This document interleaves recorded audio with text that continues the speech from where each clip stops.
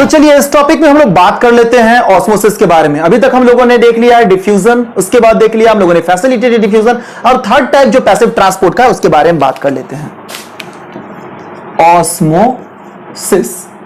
Osmosis के बारे में बात कर लेते हैं। ऑस्मोसिस क्या कहता है? यहां भी मूवमेंट होगा सब्सटेंस का, ठीक है। यहां भी क्या होगा? मूवमेंट होगा।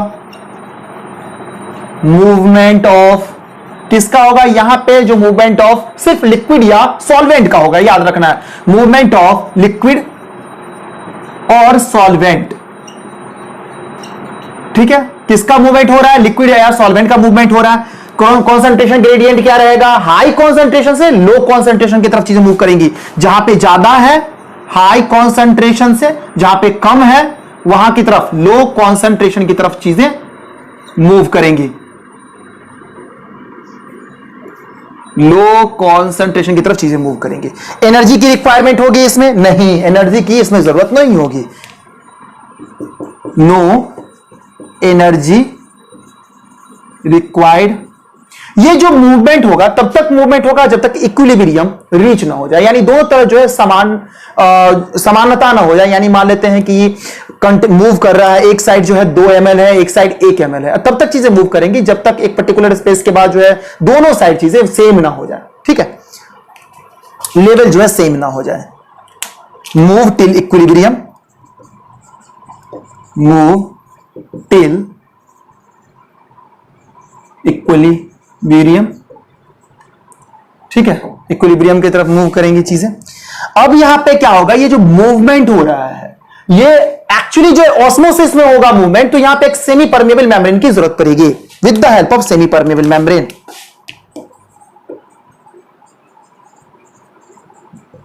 Help of semi permeable membrane, semi permeable membrane की मदद से जो है इसमें मूवमेंट होगा, ठीक है। तो अब हम लोग देख लेते हैं क्या जो ऑस्मोसिस में मूवमेंट होता है वो कैसे होता है, थोड़ा सा डायग्रामेटिक रिप्रेजेंटेशन से। तो मान लेते हैं कि ये कोई कंटेनर है और इस कंटेनर के बीच में मैंने लगा दिया है सेमी परमेबल मेम्ब्रेन। ये सेमी परमेबल मेम्ब्रेन है, ठीक है। ये अपना साइड ए हो गया, साइड बी हो गया। तो मैंने क्या बताया कि जो मूव होगा हाई कॉन्सेंट्रेशन से लो कॉन्सेंट्रेशन की तरफ, तो मान लेते हैं कि यहां जो लिक्विड है इस साइड में, लिक्विड का कंसेंट्रेशन जो है वो ज्यादा। सॉल्यूशन में अगर बात कर ले, अगर मान लेते हैं सॉल्यूशन 1,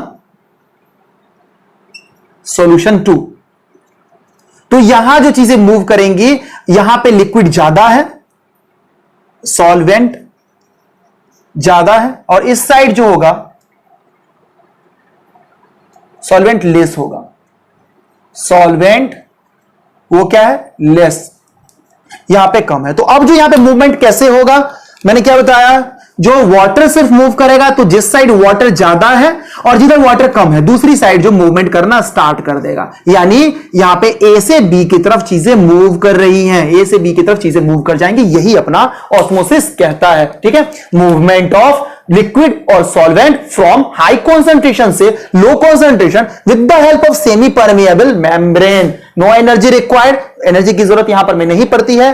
टिल इक्विलिब्रियम, जब तक दोनों चीजें समान ना हो जाए। समान कहने का मींस क्या है कि मान लेते, इक्विलिब्रियम कहने का क्या मींस है वो थोड़ा समझ ले। मान लेते हैं कि एक साइड है 5 और एक साइड है 1। अब एट ए टाइम क्या हो रहा है कि एक मॉलिक्यूल्स मूव कर रहा है, यानी अब ये इसमें से एक माइनस हो जाएगा, 4 हो गया, और इस साइड एक ऐड हो जाएगा, तो 1 + 1 यानी कि 2 हो जाएंगे, 1 + 1 हो जाएंगे। अब फिर से एक मॉलिक्यूल मूव कर रहा है, तो फिर से अब यहां से -1 इसमें हो गया था, फिर यहां पे -1 हो जाएगा, फिर 3 हो जाएगा। अब यहां पे 1 + 1 + 1 यानी कि 3 इस साइड भी है और 3 इस साइड भी है, यानी इक्विलिब्रियम रीच कर गया। अब मूवमेंट नहीं होगा, इक्विलिब्रियम रीच कर चुका, अब मूवमेंट नहीं होगा। तो यही चीजें होती हैं, मूवमेंट तो होगा बट टिल इक्विलिब्रियम तो होगा। ये चीजें हम लोगों ने देख लिया। अब हम लोग बात कर लेते हैं क्या कि ये जो ऑस्मोसिस है वो कितने टाइप्स के होते हैं।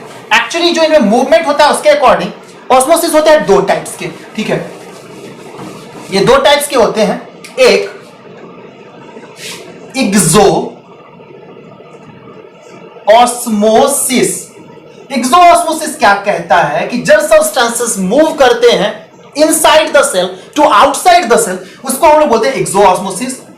Movement of solvent from inside to outside, outside, ठीक है। जैसे यहां पे देख लिया अगर हम डायग्राम में, तो ये सेल है, अगर मान लेते हैं यहां से चीजें बाहर की तरफ मूव कर रही हैं, बाहर की तरफ, यहां जितना भी लिक्विड है बाहर की तरफ जा रहा है, उसको एक्सोऑस्मोसिस बोलेंगे, ठीक है। सेकेंड कंडीशन ले लेते हैं अगर हम लोग, इंडोऑस्मोसिस क्या होता है, इंडोऑस्मोसिस। तो इंडोऑस्मोसिस का जो कंडीशन है ये क्या कहता है, मूवमेंट तो होगा, मूवमेंट तो इसमें भी होगा, लेकिन मूवमेंट ऑफ सॉल्वेंट कहां से कहां, आउटसाइड से इनसाइड इसमें जाएगा, आउटसाइड टू इनसाइड, बाहर से अंदर की तरफ जाएगा, इसलिए इसको इंडोऑस्मोसिस बोलते हैं। ये देखिए सेकेंड स्ट्रक्चर, ये सेल है, अब यहां से चीजें पहले बाहर जा रही थी, अब इंडो में क्या होगा, अंदर की तरफ आएंगी चीजें, बाहर से अंदर की तरफ आ रही है चीजें, बाहर से अंदर की तरफ आ रही है, बाहर से अंदर की तरफ आ रही है। तो ये हो गया इंडोऑस्मोसिस और ये हो गया अपना एक्सोऑस्मोसिस। तो ये दोनों चीजें हम लोगों ने अभी देख लिया है। अब हम बात कर लेंगे क्या, कि ये जो ऑस्मोसिस वाले प्रोसेस हैं उनके टोनिसिटी के बारे में, ओके।